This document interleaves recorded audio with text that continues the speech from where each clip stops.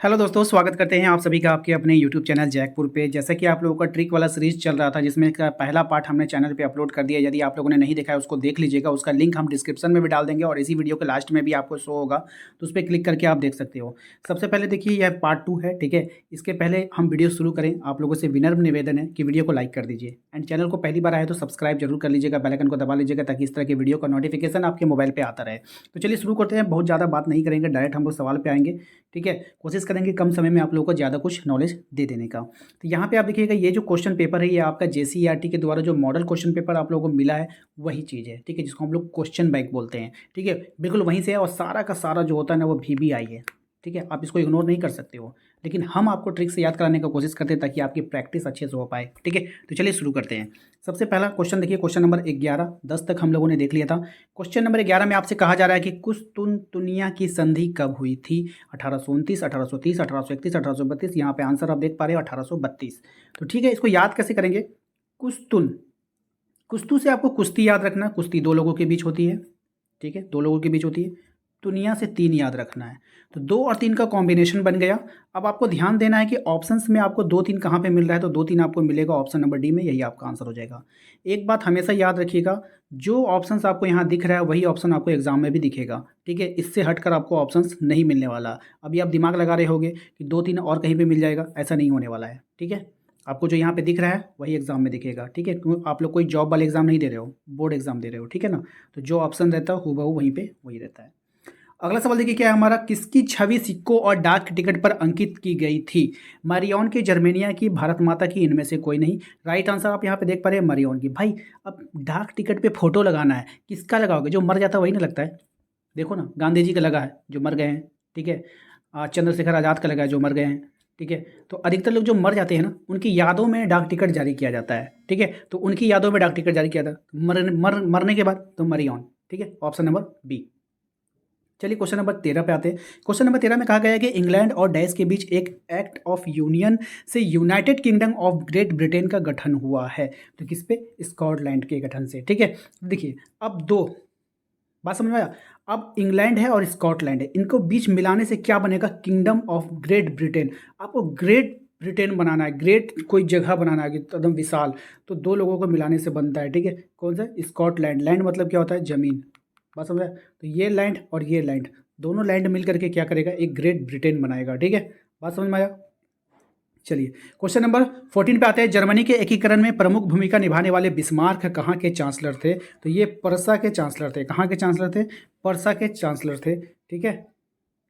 तो देखिए भाई, यहाँ पर सीधा सीधा बात है, जर्मनी के एकीकरण के प्रमुख भूमिका निभाने बिस्मार्क। कहीं का अगर आप किसी को चांसलर बनाने जा रहे हो तो चांसलर कोई ऐसे थोड़ी बन जाएगा। उससे क्वेश्चन आंसर कीजिएगा, सवाल कीजिएगा भाई, प्रश्न से प्रश्न कीजिएगा उससे, तब तो उसको बनाइएगा, उसको जांचिएगा वो कैसा है नहीं है, ठीक है। चलिए क्वेश्चन नंबर 15 पे आते, कह रहा है कि राष्ट्रवाद में एक निश्चित भौगोलिक क्षेत्र में रहने वाली जनता इनमें से किसके द्वारा जुड़ी होती है? तो ये हो जाएगा उपरोक्त में सभी समान संस्कृति से, समान इतिहास से, भाषा और लोक परंपरा से। इसको तो आप लोग को याद करना ही पड़ेगा। इसमें क्या ट्रिक लगेगा? 3 चीज़ें हैं इसमें।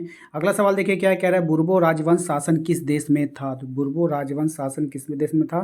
फ्रांस देश में था। ऑप्शन नंबर सी यहाँ पे करेक्ट आंसर है कि बुर्बो राजवंश जो था वो किस देश में था? फ्रांस में था, ठीक है। आप इसको क्या कर सकते हो, बुर्बो से बेवकूफ़ आप याद रख सकते हो, बेवकूफ़ राजों का राजवंश। वो क्या करता है? सभी लोगों को क्या दे देता है? फांसी दे देता है। सभी लोगों को क्या देता है? चलिए अगले सवाल पे चलते हैं। अगला सवाल है हमारा कि वह विचारधारा जो स्त्री और पुरुष को सामाजिक, आर्थिक एवं राजनीतिक समानता पर आधारित हो उसे क्या कहते हैं? तो देखिए, विचारधारा है स्त्री और पुरुष की सामाजिक, आर्थिक एवं राजनीतिक समानता पर आधारित हो। देखिए जब कभी भी स्त्री और पुरुष की बात आती है ना, तो वहाँ पर नारी जो होती है, जो स्त्री होती है, उसको ज़्यादा प्राथमिकता दिया जाता है, उसको सबसे आगे रखा जाता है, लेडीज़ फर्स्ट, ठीक है, हर चीज़ में। तो उसको हम लोग क्या बोलेंगे? नारीवाद बोलेंगे, ठीक है, याद रखिएगा। क्वेश्चन नंबर आ जाते हैं हम लोग 18 पे, ठीक है। क्वेश्चन नंबर 18 में आपसे कह रहा है कि मर्सिले जो होता वो किस देश का राष्ट्रभक्ति गीत था? इटली, जर्मनी, रूस, फ्रांस। तो आप लोग देख पा रहे हो कहाँ का था? फ्रांस का था। कहाँ का था? मर्सिले। अब देखिए वहाँ का जो राजा था बुर्बो राजा, है ना, जो बेवकूफ़ राजा उसको बोल सकते हो आप, ठीक है। तो वो जो था सबको फांसी दे रहा था। अब भाई सबको फांसी पे लटका रहा था, ठीक है ना। हम लोग उसको ट्रिक से याद किए थे। तो मर्सिले होगा ना, मर्सिले यानी कि मातम मनाया जाएगा। तो मातम कहाँ मनाया जाएगा? फ्रांस में। मातम कहाँ मनाया जाएगा? फ्रांस में, ठीक है। उसके बाद आइए क्वेश्चन नंबर 19 में कह रहा है कि रक्त और लौह की नीति का अवलंबन किसने किया था? मैजनी ने, बिस्मार्क ने, हिटलर ने, कावूर ने, तो किसने किया था? बिस्मार्क ने। तो रक्त और लौ, यहाँ पे आप ट्रिक लगा लेना, रक्त, रक्त का मतलब क्या? ब्लड, लौ, और यहाँ पे बिस्मार्क, बिस से विष, विष, विष किसके काटने से निकलता है? तो स्नेक, जब स्नेक काटता है तो क्या निकलता है? विष निकलता है। तो यहाँ पर कभी कभी आप देखोगे आदिवासी लोग उसका ट्रीटमेंट कैसे करते हैं? रक्त और लौह से, यानी कि लोहे को गर्म करके जहाँ पे वो काटता है ना वहाँ पे उसको लगाया जाता है, ठीक है, उसके को पॉइजन को टालने के लिए।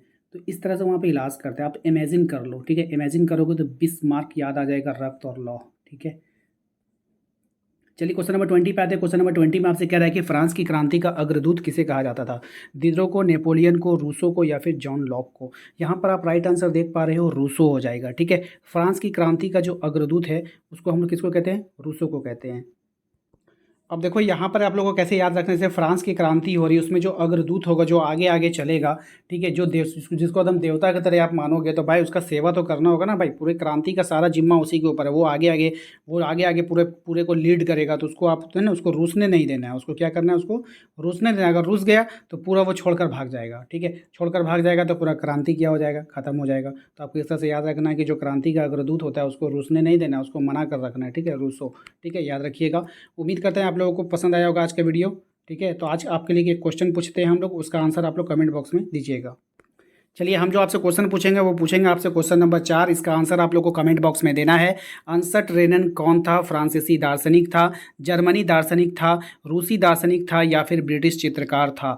4 ऑप्शन से आपके पास, इसका राइट आंसर आप लोग कमेंट बॉक्स में कमेंट कर दीजिए। वीडियो अच्छा लगा तो वीडियो को लाइक कर दीजिएगा, चैनल पर पहली बार आए तो सब्सक्राइब कर लीजिएगा, बेल आइकन को दबा लीजिएगा, और दिए गए नंबर पर संपर्क करके आप अपने व्हाट्सएप ग्रुप को जरूर ज्वाइन कर लीजिएगा। मिलते हैं अगले वीडियो में।